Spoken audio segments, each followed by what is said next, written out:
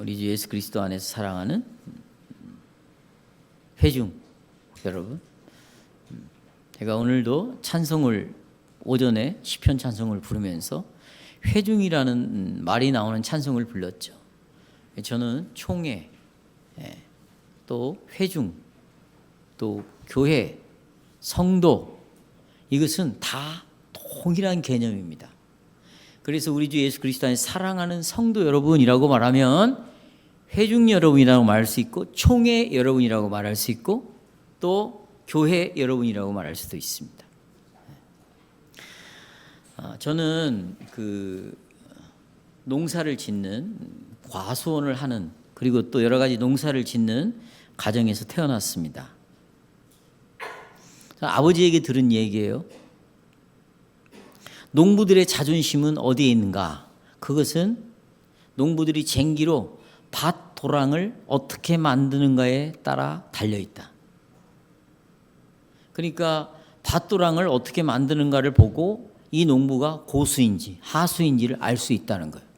그만큼 밭 도랑을 만드는 것은 농부들에게 굉장히 중요한 자기의 자존심의 문제이기도 합니다. 근데 저도 쟁기를 잡고 도랑을 만들어 봤지만, 제가 만든 도랑은 한 번도 반듯하게 도랑을 만들어 본 적이 없어요. 그리고 그 쟁기를 이길 수도 없고, 그러니까 뒤에서 아저씨가 내 손을 잡고 너도 한번 해봐라 해서 했지만 도저히 도랑을 만들 수가 없었고, 또 도랑을 만드는 일이 정말 쉽지 않다는 걸 제가 어렸을 때부터 알았습니다. 밭도랑을 제대로 만들기 위해서는 항상 목표물을 정해야 됩니다. 그리고 그 목표물을 눈에서 떼지 않고 시선을 고정해야 됩니다. 만일 농부가 눈을 그 목표물이 아닌 쟁기를 바라본다든지 소의 머리를 보고 도랑을 만든다면 이 도랑은 엉망이 되고 말 것입니다. 이와 마찬가지로 교리 문제도 똑같습니다. 교리 문제도 똑같아요. 우리는 눈을 들어 우리의 목표인 예수 그리스도에게 반드시 고정을 시켜야 됩니다. 만약 우리가 눈을 예수 그리스도로부터 떼서 다른 것을 본다면 우리가 믿고 있는 교리는 반드시 왜곡되어지고 삐뚤어질 수밖에 없습니다. 이 사실은 기독교 교회의 역사를 통해서 우리가 얼마든지 확인하고 배운 바입니다. 특별히 로마 교회는 예수 그리스도에게 목표를 두지 않고 초점을 두지 않고 예수님에게 고정을 두지 않고 눈을 떼어서 어디에 초점을 두었냐면 세례 그 자체에 초점을 두기 시작했습니다. 그 결과로 이 로마 교회는 세례에 대한 그들의 교리는 완전히 왜곡되어 버리고 말았습니다. 성경에서 완전히 비슷하게 벗어난 게 아니라 완전히 벗어났습니다. 로마 교회 얘기했습니다. 또 하나, 또 역사 속에서 왜곡된 교리를 가지고 있는 분파가 있는데 그건 제세례파입니다. 제세례파들은 침례교도들입니다. 다시라는 말입니다. 세례를 다시 줘야 된다. 그러니까 이런 기성교회에서, 캐톨릭에서, 기성교회에서 세례를 받아도 침례교로 가면 다시 세례를 받아야 된다. 그래서 제세례파예요. 이 제세례파도 마찬가지인데, 제세례파는 예수님에게 주목하지 않고 자기 자녀들의 마음에 초점을 맞췄습니다. 그 결과 어떤 일이 벌어질까요? 그들의 교리는 완전히 왜곡되고 말았습니다.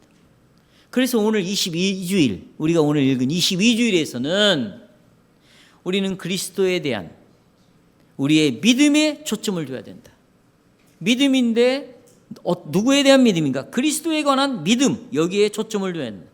그렇게 함으로 로마 교회와 제세례파 같은 잘못을 범하지 않을 수 있다는 것입니다. 저는 다음과 같은 주제로 오늘 설교를 요약합니다. 그리스도께 속한 사람, 그리스도와 연합된 사람은 그리스도의 구원하시는 모든 은혜에 참여할 수 있다. 그분이 공로, 그분이 선물로 주시는 모든 것을 내 것으로 삼을 수 있다. 두 가지 말씀드립니다.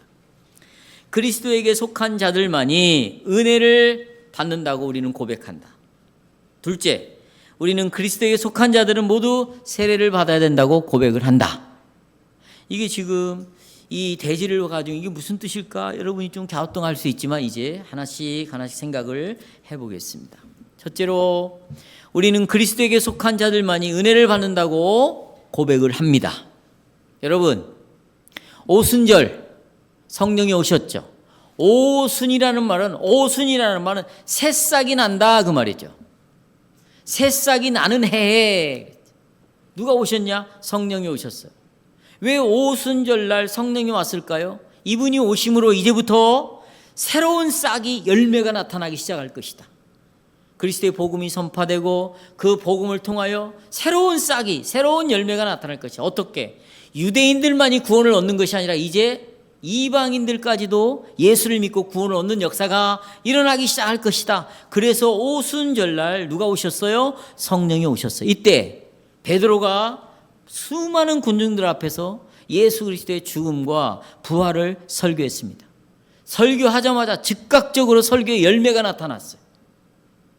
곧 3,000명의 영혼들이 베드로의 설교를 듣고 마음에 찔려 회개를 하기 시작했습니다. 그래서 우리가 아까 살펴봤던 사도행전 2장에 보면 이런 말이 나옵니다. 저희가 베드로의 설교를 듣고 마음에 찔려 베드로와 다른 사들에게 물어 가로되 형제들아 우리가 어찌할꼬? 너희들이 예수 그리스도를 죽였다. 죽인 예수가 하나님의 능력으로 다시 살아났다. 이 말을 하니까 죽음과 부활을 전하니까 그래 우리가 예수를 죽였어. 그럼 우리가 어찌할꼬? 하거늘 베드로가 가로되 너희가 회개하여 각각 예수 그리스도의 이름으로, 그 다음이 중요해요, 세례를 받고 이어서 곧바로 죄사함을 얻으라. 예수의 이름으로 세례를 받고 죄사함을 얻어라. 그리하면 성령을 선물로 받을 것이다. 이렇게 사도행전 2장에서 말을 했고요. 사도행전 저 끄트머리 16장 22절에 보면 바울이 회개하고 돌아오는 사건이 나와요. 회심의 사건. 이때 하나님께서는 아나니아라는 사람을 바울에게 보냅니다. 그리고 사도행전 22장 16절에 보면 아나니아가 바울에게 이렇게 말합니다. 이제는 왜 주저하느냐? 바울에게 너 왜 주저하느냐? 예수 믿기를. 그러면서 일어나 주의 이름을 불러, 똑같은 말이 나와요. 세례를 받고 죄 사함을 받으라 그랬어요. 베드로도 예수의 이름으로 세례를 받고 죄 사함을 받으라. 아나니아도 바울에게 너 세례를 받고 죄 사함을 받으라. 우리는 이 사도행전 2장과 사도행전 22장을 살펴보면 세례를 받고 죄사함을 받는다, 죄 용서를 받는다. 그러면 세례와 죄사함은 밀접한 관계가 있구나. 죄 용서를 받으려면 세례를 받아야 되는구나. 그냥 앞에 문맥을 보면 그 말씀을 보면 그렇게 곧바로 이해가 되는 구절이에요. 그런데 로마 교회가 바로 이 두 본문을 제가 지금 여러분에게 말하는 대로 세례를 받으면 죄 용서를 받는다, 이렇게 성경을 보기 시작했어요.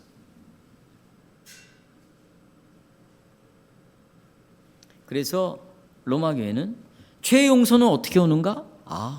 세례 예식을 하면, 세례를 받으면 이 사람은 죄가 용서가 된다. 우리가 아담으로부터 상속받은 원죄도 세례를 딱 받는 순간 우리는 죄가 용서가 된다. 다시 말하면 로마 교회는 이 물이 이마에 딱 적셔지는 순간 우리가 가지고 있는 모든 죄는 용서가 된다. 왜? 사도행전 2장과 사도행전 16장에서 주 예수의 이름으로 세례를 받으라. 그래야만 죄가 용서가 된다고 말하고 있으니까 세례를 받는 즉시 죄가 용서가 된다. 그래서 로마 교회는 어린아이가 세례를 받는 것을 굉장히 중요하게 여겼어요. 어린아이가 세례를 받아야 죄 용서를 받을 수 있고 그래야 하나님의 심판, 정죄를 받지 않기 때문이에요. 그래서 병원에서 태어난 아이가 막 죽어갈 때 신부도 필요 없어요. 의사든 간호사든 옆에 있는 사람이라도 빨리 물을 해가지고 이마에 성부와 성자와 성령 이름으로 내가 세례를 주노라 하면 그 세례 그 자체가 아이의 죄를 제거해버리는 거예요. 그러나 여러분, 이 로마 교회의 세례에 대한 이런 가르침은 성경이 가르치는 것하고는 완전히 다릅니다. 성경은 어디에서도 물로 씻음, 이 물이 닿는 순간, 세례를 받는 순간 죄가 용서된다, 죄가 제거된다 라는 이런 내용이 성경 어디에도 없습니다. 자, 이제 찾아드릴게요. 예수님은 그러면 성찬을 제정하시면서 어떻게 말씀하셨는가? 마태복음 26장 28절에 보면 나와 있습니까? 핸드아웃에? 네, 거기 보십시오. 예수님이 이렇게 말했어요. 이것은 죄사함을 얻게 하려고, 죄사함이 나와 있죠. 많은 사람을 위하여 내가 흘리는 바 나의 피 곧 언약의 피다. 그러니까 나의 피, 그걸로 죄사함을 얻게 한다, 이렇게 나와 있어요. 또 요한일서 1장 7절 후반절에 그 아들 예수의 피가 우리를 모든 죄에서 깨끗게 한다, 이렇게 나와 있어요. 근데 마태복음 3장 11절에서는 물로 세례를 주지만 예수님께서는 성령으로 세례를 베풀어서 네 죄를 깨끗하게 하신다, 이렇게 나와 있어요. 따라서 지금 이 말씀을 살펴보면, 정리해보면 물 자체가 우리의 죄를 깨끗하게 하는 것이 아니라 예수의 피와 성령이 우리의 죄를 깨끗게 한다, 성경은 이렇게 말하고 있어요. 그렇다면 여러분, 자, 왜 베드로는 주 예수의 이름으로 세례를 받으라, 그러면 네 죄가 깨끗하게 된다고 말하고, 왜 아나니아는 바울에게 너는 예수의 이름으로 세례를 받고 죄 씻음을 받으라, 왜 이렇게 말을 한 것인가? 왜? 아니, 예수의 피가 네 죄를 씻는다, 이렇게 말을 해야지. 왜 세례를 통해서 네 죄가 씻어진다, 세례를 받음으로 네 죄가 용서된다, 왜 이렇게 말을 했는가? 왜 그렇게 말을 했어요? 여러분, 제가 이렇게 질문하는 것은 이 안에 어마무시한 답이 들어있기 때문이에요. 뭐 그런 게 이렇게 중요하냐 이렇게 생각할 수 있지만, 여러분, 이것 때문에 캐톨릭으로부터 개신교가 나온 거예요. 실은 이 세례 때문에. 이렇게 중요한 문제 가지고 분리해서 나왔음에도 불구하고 개신교들은 이 세례가 1년 내내 한두 번이나 선포될까요? 오늘 개대기론도요, 실은 깊은 이 할례 세례와도 깊은 관련이 다 돼 있어요. 시간이 없어서 그런 내용을 여러분에게 또 복잡하고 힘드니까 설교를 안 했지만, 내용을 선포하진 않았지만, 세례가 그렇게 중요한 문제예요. 그럼 왜 이렇게 베드로와 아나니아는 세례와 죄 씻음을 같이 연결시켜서 말을 했을까? 이유는 간단합니다. 여러분, 우리가 사도행전 2장과 사도행전 16장의 문맥을 살펴보면 이 세례는 어른들에게 주는 세례예요. 누구에게? 어른들. 여기에 키워드, 이게 키예요, 키. 여러분들이 여기 보세요. 어른 세례 예식서가 있습니다. 우리 여기 뒤에 보면 또 어린이 세례 예식서가 있어요. 따로 있어요. 어른 세례 예식서를 읽어보시면 어른들에게 세례에 관한 질문과 신앙의 질문, 세례에 대한 질문을 하면서 믿음의 질문을 하고 있어요. 신앙의 질문을. 이 두 가지 질문을 하나로 비빔밥처럼 통합시켜 놨어요. 어른들에게 세례를 줄 때. 다시 말하면 어른들이 세례를 받을 때는 내가 어른들이 세례를 받음과 동시에 신앙 고백을 물어보는 거예요. 너 예수 믿냐? 이렇게. 이해하시겠어요? 어른들이 세례를 받음과 동시에 어른이니까 묻는 거예요. 예수를 믿습니까? 믿냐? 이렇게 물어본다. 신앙 고백과 세례가 같이 동시에 나오고 있어요. 그러니까 베드로와 아나니아에서 세례를 받은 어른들은 세례를 받으면서 동시에 누구를 믿는다고 고백하는 거예요? 그렇죠. 그리스도를 믿는다고 고백을 하는 거예요.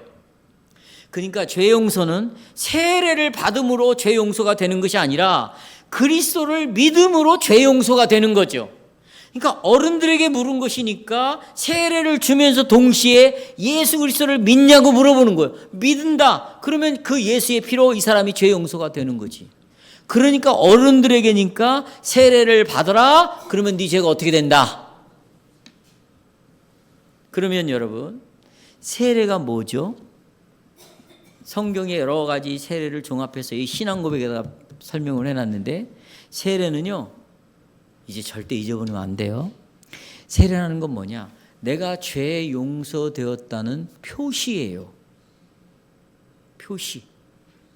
그리고 확신을 주기 위한 그림이에요. 우리가 글을 모르면 그림으로 글을 이해하는 거죠. 바로 이 그림, 시청각적인 물로 이렇게 다 이게 지금 행동으로 나타나는 이런 그림을 통해서 내가 죄 용서되었다는 확신을 갖게 하고 또 죄가 용서되었다는 표시를 하는 거예요. 여러분 보세요. 저를 봐요. 여기 피아노가 저기 있습니다. 여기 이 손가락은 피아노를 표시하고 있잖아요. 그러면 손가락 표시하는 손가락이 피아노입니까? 아닙니까? 피아노가 아니죠. 피아노를 가리키고 있는 거죠. 표지판은 내가 늘 말씀드리지만 여기가 삼천동이다라는 표지판은 그 표지판이 삼천동이 아니죠. 삼천동을 가리키는 거죠. 세례는 죄 용서를 표시하는 거예요. 그러니까 세례 자체가 죄 용서를 준다 안 준다? 안 준다. 죄 용서를 가리키고 있어요. 다시 말하면 예수 그리스도를 가르치고 있어요. 그러니까 세례는 무엇을 증거합니다. 말해주는 거예요. 세례 자체가 아니고 세례가 뭔가를 말해줘요. 증거해줘요. 뭘 증거해주는가? 죄 용서함을 받는 하나님의 은혜를 세례가 말하고 싶어 하는 거예요. 그러니까 우리는 세례를 통해서 하나님의 은혜를 바라봐야지. 세례는 하나님의 은혜에 대한 이상, 그 이하도 아닙니다.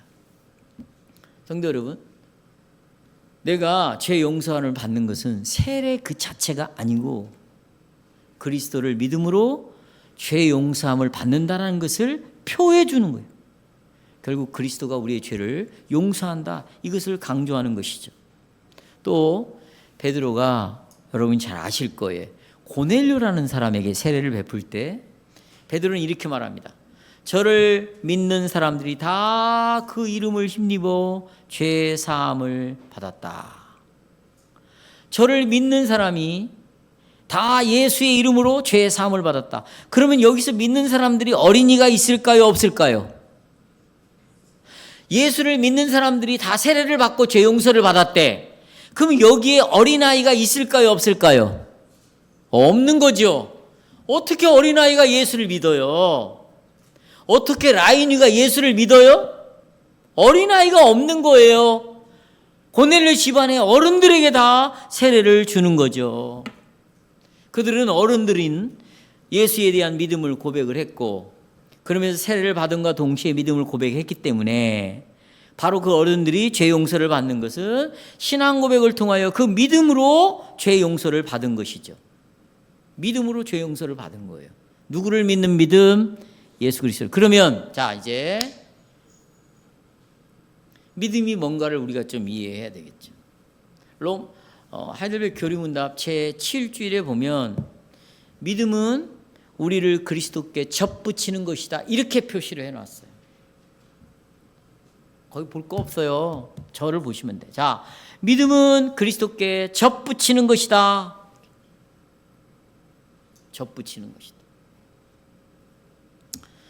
저는 정말 어렸을 때부터 접을 잘 붙였어요. 왜냐하면 아버지를 따라다니면서 저희 아버지가 정말 똑똑하신 분이에요. 그래서 이미 그때 과수에 관한 외국 잡지들을 보시고 당신이 연구해가지고 많은 사람들을 교육도 시키고 과수원으로 상당히 성공한 아버지예요. 그런데 접을 붙이는 것을 항상 저한테 가르쳐 줬어요. 접 붙이는 게 뭐냐? 나무 새 가지를 자릅니다. 가지. 그 다음에 또 다른 나무에 또 가지를 잘라요. 그래가 여기를 소독을 해요. 균이 들어가지 않도록. 그리고 헝겊으로 이 나무 가지와 새로운 나무 가지를 이렇게 묶어 감싸요. 그리고 딱 이렇게 접을 붙이는 거예요. 헝겊으로 감싸서 이렇게 딱 묶어 놓는 거죠. 그게 바로 접목하는 거죠. 이 접목의 결과로 원가지가 있고 세 가지가 이렇게 접목이 되잖아요. 그러면 이 세 가지는 이 원가지의 줄기 또 뿌리로부터 영양과 물을 공급받습니다. 새로 붙은 가지가 붙습니다. 바로 이 접목에서처럼 믿음은 뭐냐? 믿음은 나를 그리스도에게 하나로 묶어놓은 끈과 같은 것이 믿음이에요. 믿음은 끈이에요. 끈. 나를 누구에게 붙여놔? 그리스도로 묶어놓는 끈. 밴드라고 그러잖아요. 밴드, 끈. 그게 바로 믿음이에요. 다시 말하면 나를 영적으로 그리스도와 연합시키게 하는 것이 뭐냐? 믿음이라는 것이 연합을 시키는 거예요. 왜? 믿음이 끈이니까. 영적으로 나를 결속시키는 거예요. 결속. 이 믿음에 의해서 우리는 그리스도와 접붙여진다. 제7주일에 성경을 근거로 그렇게 설명해 주시고 있습니다. 그러니까 성도 여러분, 믿음이라는 것은 개인적인 관계예요. 그걸 여러분이 뭐 인격적 관계라고 말해도 되는데, 개인적인 관계로 그리스도와 이렇게 연합된 사람, 이렇게 묶여진 사람만 예수님께서 주시는 은혜를 누릴 수가 있어요. 왜? 새로운 가지가 원가지에 접이 붙여져야 원가지의 줄기로부터 뿌리로부터 영양분을 공급받을 수 있어요. 물을 공급받을 수 있는 것처럼 죄인인 내가 그리스도에게 이렇게 접붙여졌어요. 묶어졌어. 뭘로 묶어졌느냐? 이 끈이 뭐냐? 믿음으로 내가 예수를 믿을 때 이렇게 묶여지는 거예요. 그러면 그리스도로부터 모든 걸 공급받게 되어 있는 거예요. 원가지가 그리스도니까. 은혜를 공급받아요. 죄 용서를 공급받아요. 내 이름이 생명책에 기록이 되는 거예요. 하나님 나라를 상속받아요. 그리스도로 말미암아 하나님을 아버지라고 불러요. 의롭게 되어 수많은 어마어마한 것들이 그리스도로부터 이 가지인 내가 공급을 받는 것이죠. 예를 들어 볼게요. 이제 여러분, 한 젊은 남자가 한 젊은 여자를 사랑을 해서 결혼을 했습니다. 신랑은 신부를 사랑하기 때문에 내가 이제부터 이 신부를 위한 안녕, 그 다음에 이 신부를 위한 행복, 이 신부를 위한 모든 필요를 내가 채워주겠다. 결혼식 날 모든 증인들 앞에서 약속을 하는 거예요. 내가 끝까지 책임을 져주겠다. 그래서 신랑은 이런 결혼관계 안에서만 신부의 모든 필요를 채워주기 시작합니다. 월급을 받으면 월급도 갖다 주고, 그렇죠? 또 뭐가 필요하다 그러면 이 신랑이 공급을 해주는 거죠. 이런 신랑으로부터 받는 이런 놀라운 은혜, 필요들을, 이런 필요한 것들은 곧 결혼 생활 안에서 이런 것들이 이루어집니다. 그런데 어느 날 나 당신하고 못 살겠다. 각주야, 이제 결혼을 했는데 못 살겠다. 이제 그런 거예요. 그러면 여러분 헤어지죠. 그때 남편이 자기를 떠나버린 그 아내에게 필요를 채워줄까요? 안 채워줄까요? 안 채워주는 거예요. 채워줄 수가 없죠. 남편은 사랑 관계 안에서만, 결혼 관계 안에서만 자기 아내에게 모든 것을 주기로 작정을 했고 또 주고 싶어 하는 것이죠.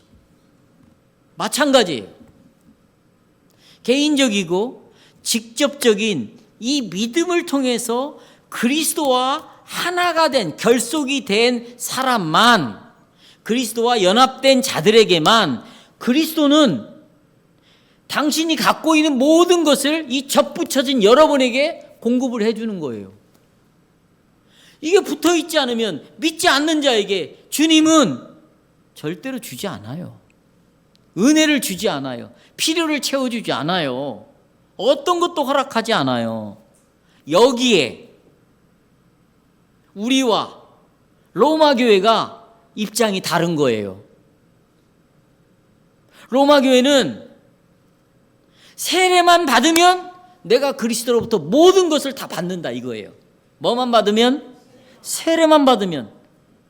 그래서 로마 교회는 예수님으로부터 죄 용서, 은혜, 천국 모든 걸 받기 위해서 내가 개인적으로 예수님을 믿음 필요 없어요. 믿음 같은 거 필요하지 않아. 예수를 안 믿어도 돼. 그런데 뭐만 받으면 돼? 세례만 받으면 되는 거예요. 그래서 여러분, 로만 캐톨릭은요, 믿음 필요 없어요. 성경 몰라도 돼. 교회 뭔지 잘 몰라도 돼. 근데 뭐만 받으면 돼? 세례만 딱 받았어요. 그러면 이 사람은 개인적인 연합, 또 개인적인 이런 결속, 이런 거 상관없이 내가 예수님으로부터 모든 걸 다 받을 수 있다. 우리는 그렇지 않다. 우리는 반드시 믿음으로 그리스도와 묶어져야, 붙어 있어야, 믿음이라는 것이 나를 이렇게 붙게 하는 건데 내가 믿음을 갖고 있어야 여기로부터 흘러와서 예수님 것을 받을 수 있다. 따라서 우리는 이 세례라는 것이 예수님의 모든 선물이 들어있는 상자로 생각하지 않습니다. 세례는 그럼 우리는 어떻게 생각하는가? 우리는 세례는 마치 결혼 반지처럼 생각하는 거예요. 뭐요? 결혼 반지. 신랑은 결혼식 날 신부에게 반지를 줌으로써 맹세를 하는 거예요. 이 반지에는 맹세가 들어있는 거. 내가 신부를 지금부터 책임지겠다. 그러나 여러분, 이 신랑이 신부를 사랑하고 보호하는 것이 이렇게 비인격적인 금조가리에게 달려 있을까? 이것 때문에 반지를 내가 끼웠다고 이 여자를 사랑하고 끝까지 보호해 주는 걸까? 아니에요. 그 이전에 이 신랑과 신부는 서로가 신뢰가 있는 거죠. 그렇죠?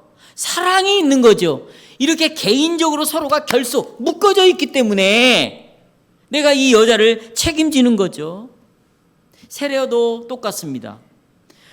제가 아까 그랬잖아요. 세례는 반지와 같다. 반지와 같은 이 세례를 통해서는 절대로 죄 용서를 받을 수 없습니다. 그리스도께서는 이 세례 받는 물 세례에다가 모든 선물을 담아가지고 우리에게 주는 게 아니에요. 제가 아까 그랬어요. 세례는 표시다, 인이다. 그게 뭐냐? 그리스도를 가리키고 있다. 어떤 그리스도? 이 그리스도가 너를 위하여 죽으시고 부활하셨다. 이분이 모든 은혜를 가지고 있다. 그러니 너는 예수를 믿어라. 그리고 개인적으로 붙어 있으라. 아니, 내가 노력을 해서 붙는 게 아니에요. 뭘로 붙게 된다 아까? 믿음으로 붙게 돼 있어요. 그 믿음은 하나님이 주는 내 노력이에요, 선행이에요, 선물이에요? 선물로 주시는 거지. 내 마음의 믿음을 일으키시고. 그렇잖아요? 네.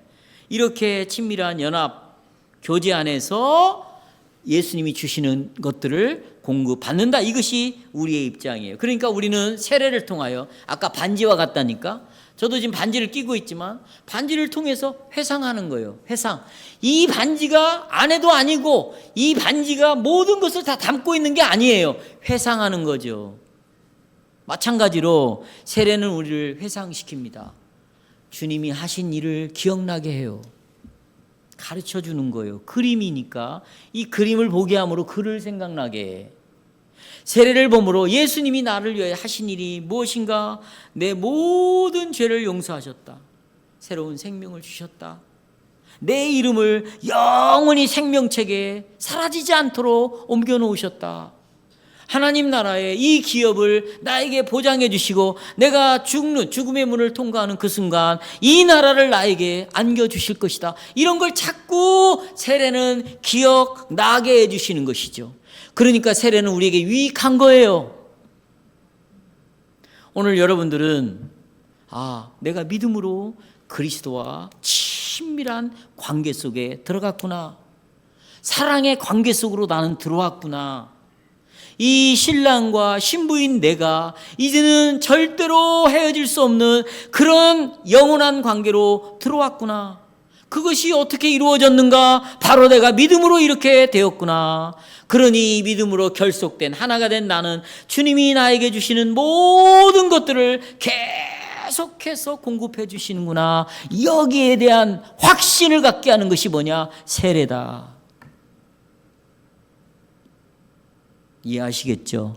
자, 이제 여기서 정신 똑바로 차려야 돼. 이제 제세례파를 좀 손을 댈게요. 여러분, 이 제세례파 사람들도 지금까지 내가 여러분에게 말씀드린 이 내용을 전적으로 동의합니다. 그들도 제가 지금 말하는 것처럼 똑같이 그들도 이야기해요. 세례는 개인적인 관계로 그리스도와 연합하는 것이고 그 연합한 개인적인 결속 속에서 주님의 은혜를 우리가 공급받는다. 제세례파들도 그걸 굉장히 강조합니다. 그러나 이 그리스도와의 친밀한 개인적인 관계가 있어야만이 우리는 세례를 줄 수 있다. 어른들의 경우는 그렇죠. 근데 이것을 강조하다 보니까 어른들이 아닌 아이들에게는 세례를 절대로 주면 안 된다. 이렇게 나간 거예요. 유아 세례를 부정하는 거죠, 이들은. 왜? 개인적으로 믿음을 가지고 그리스도에 대해서 믿음으로 고백한 것도 아니고, 어린아이가, 여러분 갓난아이가 난 지 8일 됐는데 어떻게 고백을 합니까? 그 어른들이 할 수 있는 거지. 이해하시겠어요? 눈 좀 떠봐요. 졸면 안 돼.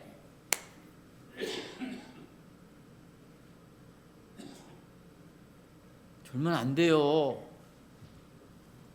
장모님들 너무 저한테 은혜 받지 말고 여기 보세요.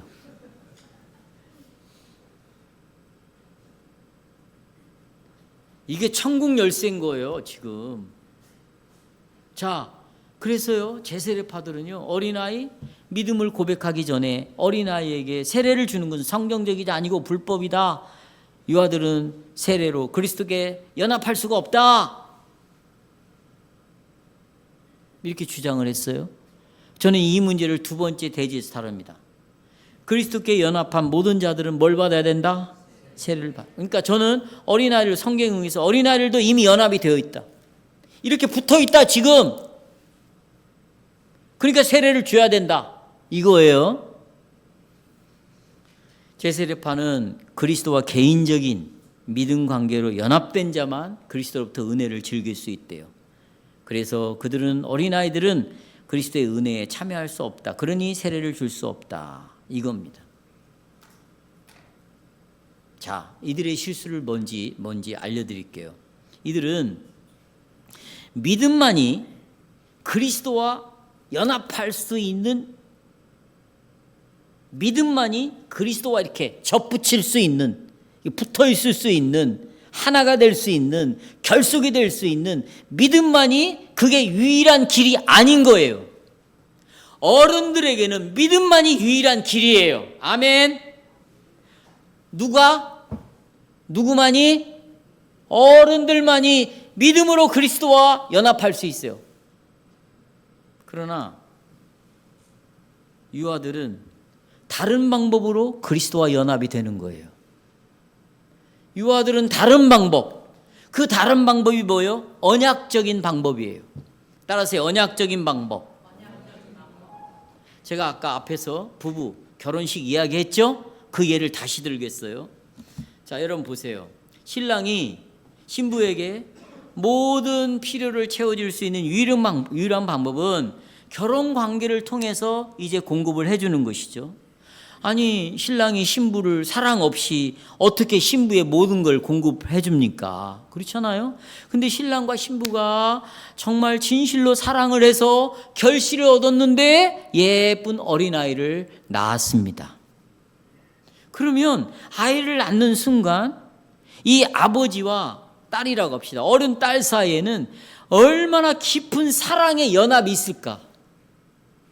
그 눈에 넣어도 안 아프다고 그러잖아요. 연합이 있는 거예요. 사랑의 결속이 있는 거죠. 그런데 이제 태어난 아이는, 딸은 아버지가 누군지도 몰라요. 아버지를 사랑하지도 못해. 표현도 못해요. 근데 이 딸이 보채 그냥 잠도 제대로 안 자고 아버지를 막 더 힘들게, 그거 상관없어요. 그래도 아버지는 딸을 사랑하는 거예요. 일방적으로 아빠 편에서 이 딸을 전적으로 딸을 위해서 사랑해. 어디 아프다. 근데 집을, 재산을 팔아야 고칠 수 있어. 그럼 재산도 팔아. 전적으로 아버지 편에서 이 딸을 사랑합니다. 그리고 자녀가 잠을 안 자고 보채고 뭐가 어쩌고 저쩌고 상관없어요. 끝까지 부모는 이 자식을 보호해주고 이 딸에게, 이 자녀에게 모든 걸 제공해 줍니다. 비록 자녀의 마음속에 아버지가, 엄마가 누군지도 모르고 사랑하는 마음이 없을지라도 아버지는 끝까지 자녀를 사랑하고 자녀를 보호해주고 모든 것을 제공해 줍니다. 이와 똑같아요. 우리 주 예수 그리스도께서는 신자들, 어른들의 자녀를 그렇게 받아들이고 있어요. 이 아이가 예수를 믿는지도 몰라. 예수님이 누군지도 몰라. 또 심지어 어렸는데 교회 가자고 그러니까 나 안 갈래. 나 예수 안 믿어. 그렇게 말할 수도 있어요. 그럼에도 불구하고 예수 그리스도는 이 아이를 자기의 자녀로 받아들이고 이 아이와 상관이 없이 끝까지 사랑하고 이 아이를 보호해주고 이 아이에게 약속한 것을 계속해서 공급해 주시는 거예요. 그리스도께서는 신자들의 자녀들에게 구원하시는 은혜를 베푸는 걸 기뻐하셨어요. 그래서 아까 우리가 읽었던 마가복음 10장에 보면 어린아이를 가지고 있는 엄마들이 예수님으로부터 축복을 받고 싶어서 아이들을 막 데리고 왔어요. 그랬더니 제자들이, 야, 애들은 가시오. 어디 여기 애들을 데리고 옵니까? 이때 예수님 화가 났어요. 분나가지고 어린아이를 내게로 데려오는 것을 금하지 말아라. 혼내쳤어요. 그리고는 예수님이 뭐라고 그러냐? 이 어린아이와 같은 자만이 어디에 갈 수 있다? 천국은 이런 어린아이의 자의 것이다. 그러면서 이 어린아이들을 예수님이 누군지도 모르고 이해도 못하고 있고 예수님 믿자도 미음자도 안 내오는 아들인데 이들을 끌어안고 예수님이 그들의 손에 머리를 올리고 축복을 하셨어요. 그리스도께서는 이 어린아이들도 부모와 똑같이 하나님 나라의 백성이라고 생각을 했던 거죠. 왜 예수님은 그러면 이렇게 하셨을까? 오래전에 아브라함과 하나님이 약속한 것 때문이에요. 하나님이 아브라함에게 뭐라고 그랬어요? 내가 내 언약을, 내가 너하고 약속을 하마. 너뿐만 아니야. 네게서 나는 모든 자식들, 후손들, 심지어는 종놈들까지도, 그들까지도 내가 언약을 세워 영원한 언약을 삼고 나는 너뿐만 아니라 네 자식들의 하나님이 되고 그들은 내 자녀가 될 것이다. 남편이 자기 아내와 부부관계를 통해서 태어난 아이를, 정상적인 부모는 절대 그 태어난 아이를 거부하지 않는 것처럼 하나님께서도 신자의 자녀들을 절대로 거부하지 않고 나는 이것이 어린아이들만 핏덩이지만 나는 그들의 영원토록 하나님이 아버지가 될 것이다. 이렇게 말씀해 주셨습니다. 여러분, 새 언약 시대도 지금 구약의 이야기를 드렸지만 새 언약도 똑같아요. 베드로는 고넬료가 믿게 되었을 때 가족 전체에게 세례를 베풀었어요. 루디아에게 세례를 베풀 때 그 식구들 전체에게 베풀었어요. 또 사도행전 18장 8절에 회당장 그리스도보가 예수를 믿게 되었어요. 이들은 다 어른들이 믿었어요. 그러나 그 가족에는 어린아이가 있을 것이고 뭐도 있을 거예요. 난 있는지 없는지도 모르겠어요. 성경 구체적으로 나와 있지 않으니까. 근데 온 가족이 세례를 받았어요. 여기서 중요한 것이 뭘까요? 성경에 구약시대 때, 옛 언약시대 때 이루어진 일들은 신약시대, 새 언약시대도 그대로 이루어진다. 구약의 옛 언약시대 때 하나님께서 어떻게 하셨어요? 어른들뿐만 아니라 그의 태어난 자식들도 다 받아들였어요. 마찬가지로 신약시대에도 어른의 신자뿐만 아니라 그들이 낳는 자녀들도 다 내 자녀로 뭐한다? 받아들인다. 부모에게 받은 주시겠다고 하는 그 보화와 그 복음의 많은 것들을 갓난이에게도 약속을 하고 다 주시겠다는 거예요. 그렇습니다. 갓난아이들도 믿는다고 고백은 하지 않지만 그리스도와 갓난아이들도 접 붙여졌고 언약의 방식으로 접이 붙여졌고 어른들에게 주시는 그 모든 복음의 복들을 이 아이들에게도 주셨어요. 그래서 이 아이들은 세상의 아이들과 다르다. 그래서 거룩한 자녀라고 부르는 거예요. 고린도서 7장 14절에 신자의 자녀들은 그리스도 안에서 거룩하게 되었다. 그래서 거룩하게 되었기 때문에 일반 학교를 안 보내는 거예요. 왜요? 보세요. 일반 학교에서는 하나님을 절대로 가르치지 않아요. 인간이 죄인이라고 가르치지 않아요. 일반 학교를 나오면 나올수록 이 아이들은 자기 스스로 구원시킬 수 있다고 배우고 나오는 거예요. 자기는 타락한 죄인이라고 절대로 여기지 않아요.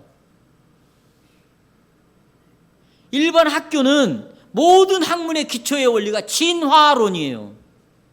내가 지금은 미약하고 문제가 있지만 노력하면 진화되어지는 거예요.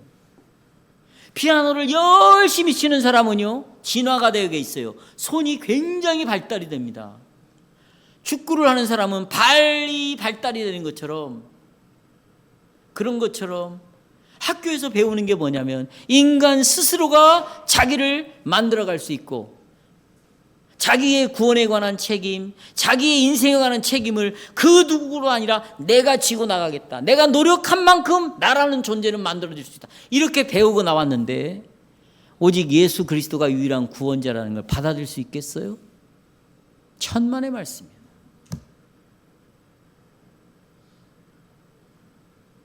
걱정이 많아요. 저도. 세상에서는 삼위일체를 가르치지 않습니다. 교회를 말하지 않습니다. 구원을 이야기하지 않습니다. 인간이 어떤 존재인가를 말해주지 않아요. 그러나 유아 세례를 받은 신자의 자녀들은 부모가 받는 그 약속을 동일하게 받았기 때문에 이 아이는 세상과 구별이 된 자식들이에요. 이제 다시 여러분, 내가 앞에서 들은 예를 들어서 또 설명하겠습니다.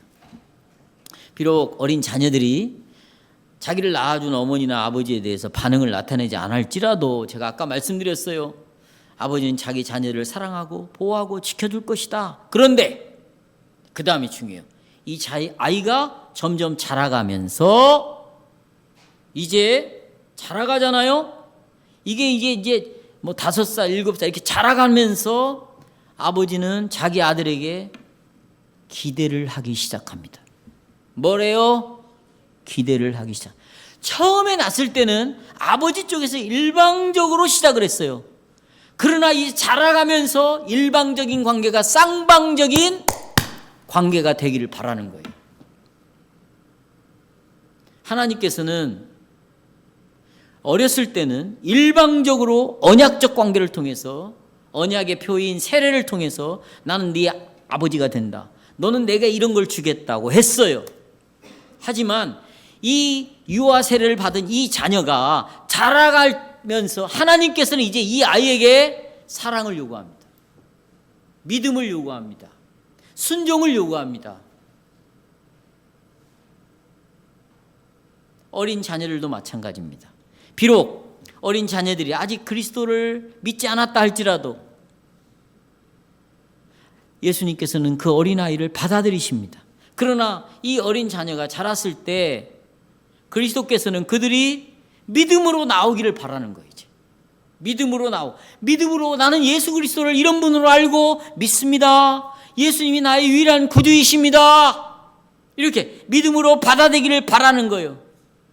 비록 어린 자녀들이 그리스도를 사랑하지 않았을지라도 그때는 자녀로 받아들였지만 그러나 성숙하게 되면 그리스도께서는 성장한 자녀들에게 믿음을 요구하고 뭘 요구하고 사랑을 요구하고 순종을 요구하고 이렇게 설교를 들을 때도 이해받기를 원하는 거예요. 지금 이것이 주님께서 원하는 것이라면 자녀들이 자라면 자랄수록 하나님 앞에서 믿음으로 반응해야 된다는 것을 부모들이 알고 있다면 부모들은 어렸을 때부터 이제 세례가 뭔가를 가르쳐야죠. 네가 이렇게 세례를 받았지만 이제부터 하나님은 너에게 믿음을 요구한다. 아까 하나님과 나를 묶는 끈이 뭐라고 그랬어요? 믿음이라고 그러니까 이제 네가 믿음을 요구한다. 그러면 믿음은 어떻게 일어나는 것인가? 어떻게? 믿음은 들음에서 난다. 그러니까 계속해서 성경을 가르치는 거예요. 성경을 암송하게 하는 거예요. 예배 자리에 나와서 말씀을 듣게 하는 거예요. 그리고 듣고 난 다음에 오늘 설교의 제목이 뭔가? 왜 이렇게 하나님은 룻을 이렇게 하셨는가? 룻을 통하여 어떻게 그의 이름이 계속해서 이어지게 됐는가?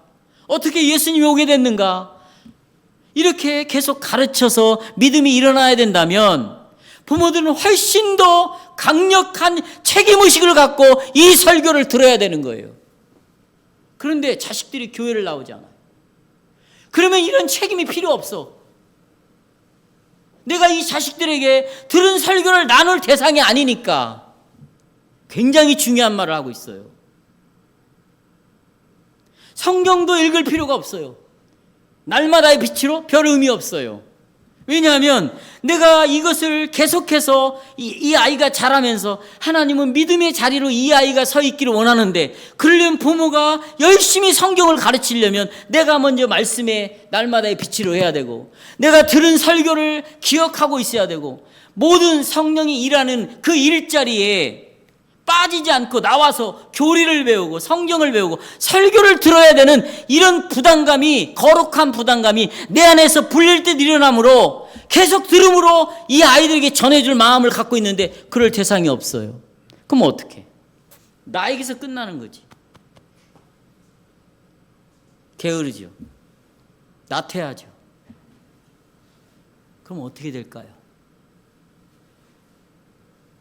내가 오늘 구역예배 때 우리 아들에게 말했어요. 네가 결혼하지 않는 것은 이제 4대 언약의 백성이 끝나는 거다. 심각한 죄다 그랬어요, 제가. 여러분, 결혼은 때가 되면 다 하니까 하는 풍습이 아니에요.